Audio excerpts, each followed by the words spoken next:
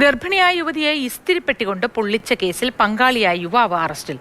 Kodanchery പെരുവില്ലി ചൂരപ്പാറ Shahid റഹ്മാനെയാണ് Kodanchery police arrest ചെയ്തത്.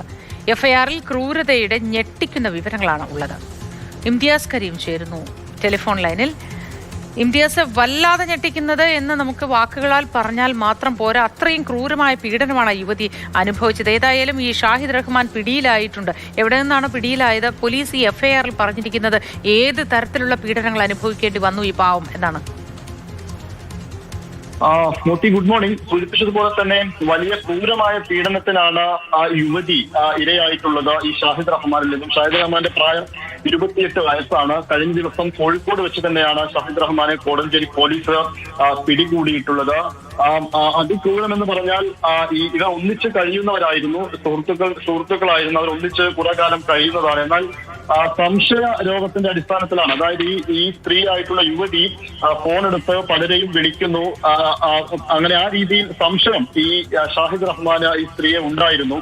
അങ്ങനെ പലതും പറഞ്ഞാണ് 4 ദിവസത്തോളം വീട്ടിൽ ഈ സ്ത്രീയെ പൂട്ടിയിടുന്നത്. പൂട്ടിയിട്ട് ഭക്ഷണമൊന്നും നൽകിയിരുന്നില്ല.